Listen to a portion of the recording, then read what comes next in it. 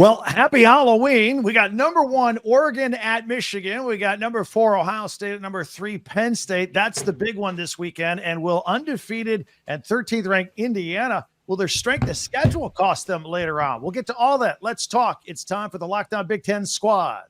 You're talking ball with the Big Ten Squad.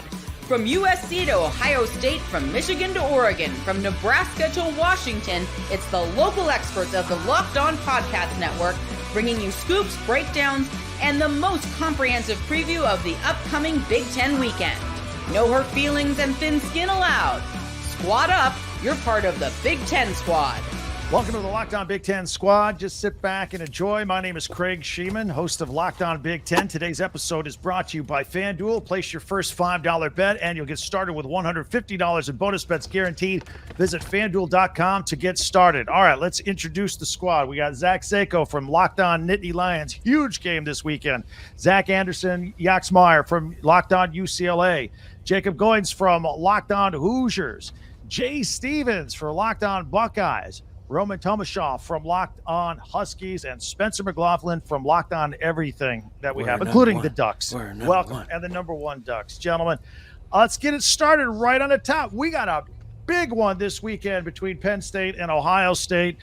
Jay, let's start with you. Shaky outing against Nebraska, to say the least. But very shaky, Craig. Very shaky.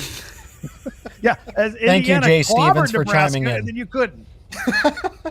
Sorry, Craig. I couldn't hear you over Jacob just like saying crazy stuff right now. Yeah. Well, I mean, I was doing the math. Indiana beat Nebraska by like 50, and then you guys needed a late score to beat them. It was 49, actually. It was 49. Shut up, Spencer. All right. So, Jay, after a bye, what's your assessment of the Buckeyes coming out with Nebraska going into this Penn State game with an injured offensive line? Even worse than I think the injured offensive line is some of the things that schematically Ohio State's trying to do right now and trying to force some things that weren't working offensively and defensively, not making changes that they need to make. I think that if Ohio State just simply made all the changes and adjusted as they needed to throughout the game, even with the O-line issues, Ohio State would have blown out Nebraska.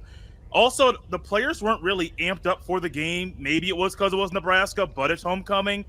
It was also after a bye week where you got beat. So there's lots of things where you should get amped up, but maybe this won't get it for you.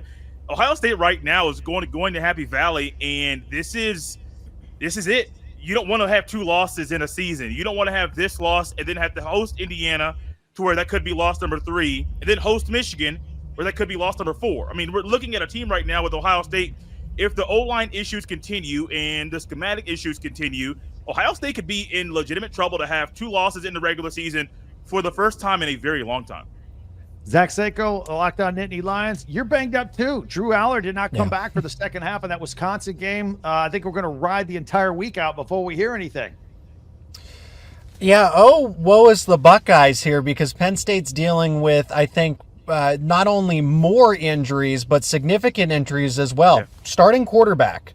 The starting running back is playing, but he's not 100%, Nicholas Singleton. Denai Dennis Sutton left the game against Wisconsin, in addition to Drew Aller. And arguably one of Penn State's best players overall, offense or defense, KJ Winston, is probably out for the season. He'd be a huge difference maker in this game. So the injury bug bit Penn State over the progressively, but then really against Wisconsin. And that's the nature of college football.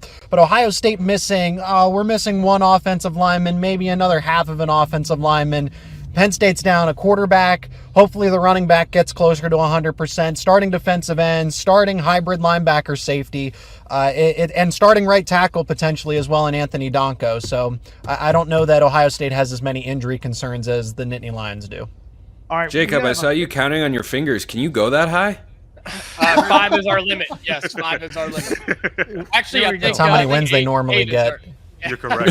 You're correct. I just want to chime in. Can we kind of like push that back one more week? Jacob and I were talking the other day after a game we won't mention at this point. Craig, please don't mention what happened this past Saturday. But Jacob, one thing that he very expertly told me is that Washington's going to win a road game. Let's have it be the whiteout. That'd be fantastic. Let's keep it that way.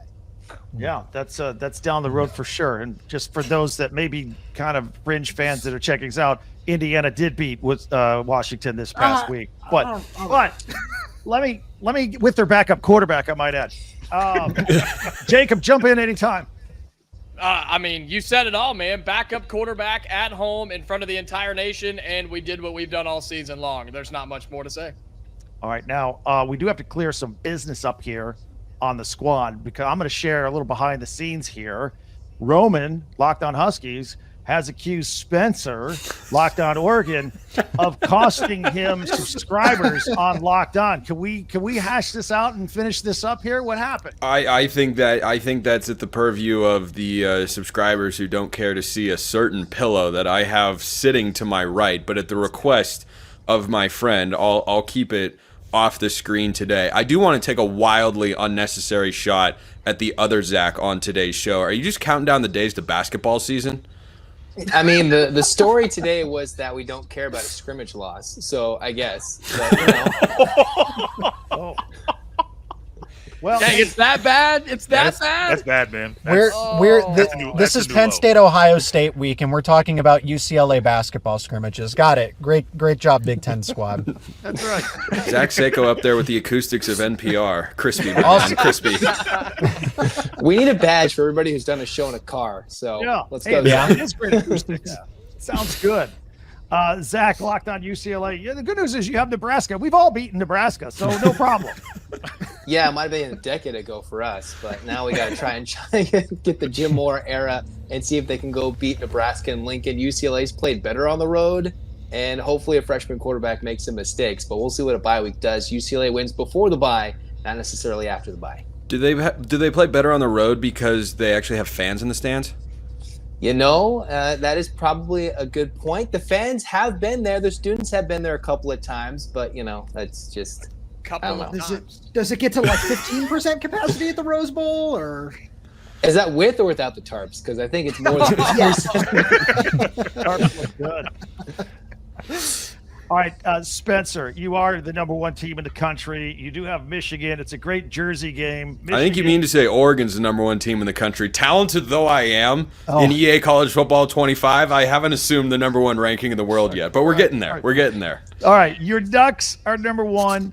Big Jersey game against Michigan, but Michigan's not Michigan. So is it going to be bad? Is it going to be a blowout? Is it going to be any mystique in the big house? I mean, it should be bad. It should be a blowout. It'll all come down to Michigan's defense. Can they slow Oregon's offense? Because that's the only question mark I have on how big a margin of victory Oregon's going to get here in the big house. Last time they were there in 2007, it was ugly. It was really ugly. And this guy named Dennis Dixon was at quarterback, and, well, he had a pretty good day. But I have no qualms about this Oregon defense. I don't see how Michigan, with the way they've played offensively, I don't see how they get to 14 points in this one. I don't think they even get a touchdown on the board in this game. I think that Oregon's defense shows up and, you know, really reminds everyone again just how good they are. They've allowed 9 points in the last 8 quarters of football. I think it's that sort of defense that shows up again against the Wolverines.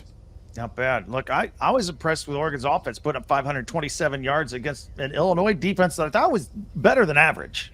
Yeah, I thought they played really well. Dylan Gabriel and offensive coordinator Will Stein have been in just, I think, a really good rhythm over the last couple of weeks. You compare what Dylan Gabriel is now compared to the first 2 games against Idaho and Boise State. I think he has trust in his offensive line. He has more trust in his receivers, his offensive coordinator.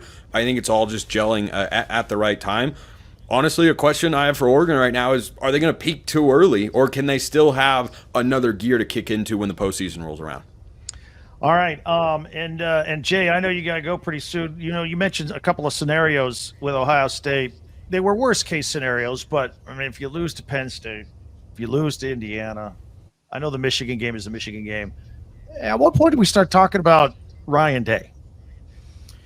There's a loss to Michigan. If he fails to win the national championship, those 2 things are when the conversation ramps up about if Ryan Day needs to go. I think there is a Ryan Day problem in Columbus. I am not saying that the problem that's currently here is going to be one that's going to get him out. Ohio State can still beat Michigan, and legitimately, if they take care of business like they should do the rest of the year, they should be in the running to win the national championship. But if there's another loss to Michigan, that's when things are going to get really ramped up once again, especially if Ohio State shows up and does things against Michigan like they did against Nebraska, because if you can't go into the game and just not care. You can't go into that game and not have your teammates back. I have seen during this losing streak players not have their teammates back. I have seen Ryan Day players not go all out all game long. If they do that against Michigan, who is bad, and they end up losing, there's a big problem in Columbus, and it's probably bigger than we think. All right. Jay, did you just Zach call Sako, one loss a losing streak? No. I don't want to think about how long that losing streak is, Roman. Not at all. It's been, That's a 1-point loss. And this is also a $20 million roster too. If Ohio State loses 2 games, like we're talking, he's got to be fired on the spot if they lose to Penn State and Indiana. Come on the spot. 9-3 with a $20 million roster. Forget Michigan. You're out of the college football playoff with a $20 million roster. Yeah. You're rolling your eyes at 20 million, Spencer. Are you serious right now? Well, I'm just in the like. Coming Is from the other $20 million 9-3 roster, by the way. is 9-3 that misses level the of a playoff. disaster? Yeah, it misses. Yeah, it misses the playoff. But like, that's one bad season. Are you firing a guy off of one quote unquote bad season? Yes. Where you've gone Yes. 9-3? Because I'm not. Ohio State wanted him fired last year. Ohio State fans you- wanted him fired last year. Yeah, and UCLA wanted to fire Chip Kelly. Zach, how's it going there in the Los Angeles area? I think Ohio State should hire Chip Kelly right now. Oh, God. Hey, no, let's not dive into that man right now. He's got his own issues. All right. As they say in the open, thick skin required sometimes. All right. We're going to do a deeper dive into Ohio State and Sometimes. Penn State. We're going to look at that Indiana schedule. They could run the table and not get any credit for not beating any ranked teams. We'll talk about that when the Lockdown Big Ten squad continues. Hey, get ready to tackle the NFL action with FanDuel, America's #1 sports book, because right now new customers can bet $5 and get $150 in bonus bets if you win. The FanDuel Sportsbook app gives you everything you need to place your bets live right there on the app, all while NFL games are going on, all in one place. So if you get a hunch in the middle of the game, you can check out your latest stats, view live play-by-play, or a whole lot more on the same page where you place your bets. Visit FanDuel.com and join today, and you can get started with $150 in bonus bets if you win your first $5 bet. That's FanDuel.com. Never waste a hunch and make every moment more with FanDuel, the official sportsbook partner of the NFL. And for Thursday Night Football, I like the Texans at +1.5 at the Jets, maybe even the over at 42.5 as well. But you can do that too. Just check it out at FanDuel.com. As we continue with the Lockdown Big Ten squad, let's get into a few things here. There's a couple stories going on that we kind of touched on. We got some quarterback situations. Zach Sako updating us on Drew Aller and Penn State. We'll see if he can go. How confident are you in Bo Pribula? He's a very experienced backup if he's got to be the guy against Ohio State. No, this has been a 3-year insurance plan that's finally come to fruition. Because in 2021, everything fell apart when Sean Clifford dealt with some bumps and bruises. They didn't have a capable backup. They didn't have any quarterback depth. And now they do. Drew Aller and Bo have been developing together since the 2022 season. They were recruited in the same class. They're both third-year college football players. Drew just happens to be the true junior because they burned his red shirt, and Bo Pribula is the redshirt sophomore. So there has been this long-term plan with them. It is no surprise to me that he came in against Wisconsin and played the way that he did, confident, cool. He has the it factor. Everybody compares him to Trace McSorley. They liken him to, the former number 9. And he does. He has the it factor. He's tough. And it doesn't seem like things bother him. He's kind of the same all the way through and through. So Bo being the backup is really beneficial for Penn State. To answer if I feel comfortable with him running the offense against Ohio State, yes, I do. I think he helps keep the team competitive. But I think one way or another, if Aller's the starter or Bo Pribula's the full-time starter in this game, I still like the Buckeyes. I really don't know what the concern here is and that's me saying that as a Penn State podcast host. I don't know where this overly concerned analysis is about the Buckeyes. They're still the more talented team, honestly. I'm interested what the rest of you guys think on that, because that's the story with Penn State. It's like, hey, we beat everybody we should except Michigan and Ohio State. They don't have to play Michigan this year, and too bad because Michigan's not Michigan. But they got to, if they don't beat Ohio State, this narrative with James Franklin continues. Guys, let's take it around the room. Other Zach, UCLA, what do you think about that moving forward with the Penn State program?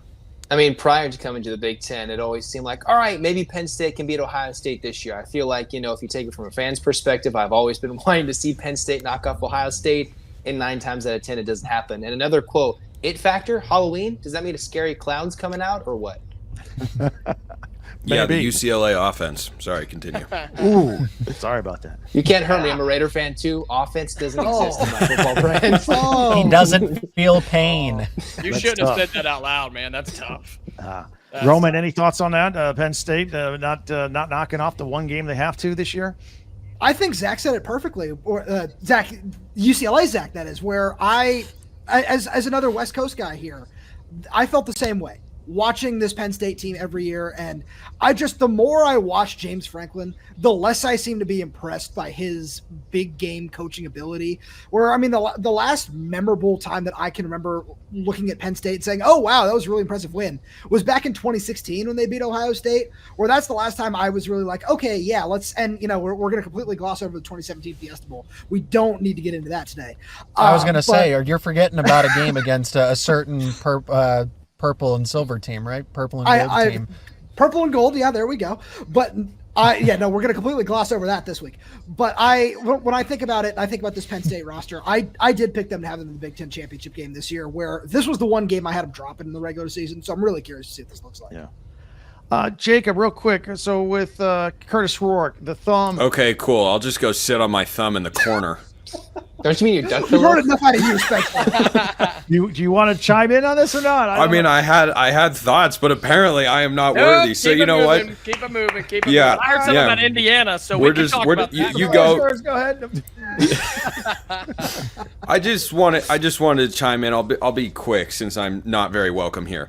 Yeah, I know. The thought that popped into my head with James Franklin here is Kyle Shanahan and Sean McVay. In the regular season, Kyle Shanahan owns Sean McVay, dominates him. But McVay's got the one Super Bowl, and I think Shanahan would trade every single one of those regular season games to have the one Super Bowl that Sean McVay has gotten. I think you'd say Shanahan's probably the better coach. But why am I talking about this with Penn State and Ohio State? I don't think there's any pressure on James Franklin to win this game if he's able to win a game in the playoff. If he gets further than Ohio State in the playoff picture this year, if he comes up and plays Ohio State in the college football playoff and beats them, then you're going to look back at the regular season losses and say, that's okay, because this is a sport now that is all about the 12-team playoff. All right. Jacob, do you have thoughts on the game? I mean, in terms of the game, Seiko, would it be a different story if Penn State was fully healthy? Do you guys feel that you could win this game if everybody's back, or is Ohio State just that much better? And then we were talking about Ryan Day possibly being out. At what point, if it doesn't work out in the playoff this year for Penn State, at what point do you say, look, James Franklin, you've capped out, you've peaked. We've got to go find somebody that can get us over the hump and take down the Ohio States of the world? This is, to answer that directly, this is the first time they've been in that situation. They've never been to the college football playoffs, so this is a step in the right direction for Penn State.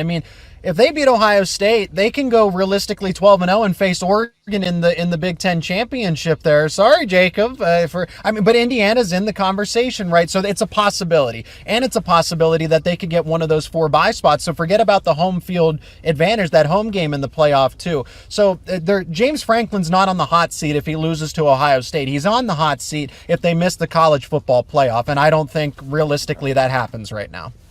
Spencer, we've been talking about injuries in this other game. What's the latest with Jordan Birch and Terrence Ferguson with Oregon? I think they're back on the practice field this week, right? They've been practicing. Questionable is the designation. And amazingly, Oregon's been without these 2 guys that have not just been starters this year, but have been impact players and are going to be players in the NFL after this season. And yet Oregon has had no discernible drop-off, winning the last 2 games 73-9 against their 2 Big Ten opponents. So, certainly you'd like to have, I think Jordan Birch is probably a little bit more important with the way Michigan runs the football. He is a stout run defender there in the middle of that Oregon defensive line, but It's incredible that a guy who you could say is Oregon's best and most productive player in that front four has just not led to him being out. It just hasn't led to a discernible drop-off in production start to finish in these football games. I mean, they beat Ohio State and they were able to sack Will Howard. They were able to take away the run game. They've just done a really good job. So, yeah, I'd like to see T. Ferg and Jordan Burch get back, but if they're not back, it doesn't change my outlook for Oregon that much against Michigan.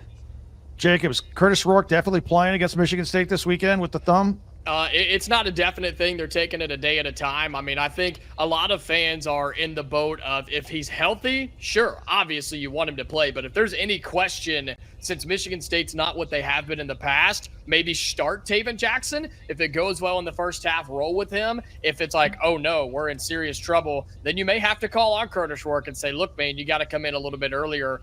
We're going to find out. I think it really will be a game time decision on Saturday. Does Indiana need him? I don't personally think so. And so if that's the case, if he's not 100% with the thumb, if he can't, get grip on the football, whatever the case may be, if he's not 100%, my personal opinion, play Taven Jackson, have Curtis Rourke in your back pocket, and see where you go from there. And that's kind of where we stand right now. All right. There was some other quarterback news this week in the Big Ten. Brandon Sullivan is going to be the starter for Iowa. Cade McNamara is not even on the depth chart. And Michigan's Jack Tuttle decided to retire this week due to health reasons. He was one of the 3 starters that Michigan was throwing in there. He had a concussion, and he's had problems with his arm. All right, when we come back, I want to ask, what happens if Penn State and Oregon and Indiana are all undefeated? Who's going to the Big Ten championship game? We'll take a look at that next as the squad continues from Locked On Big Ten. 5 Hour Energy.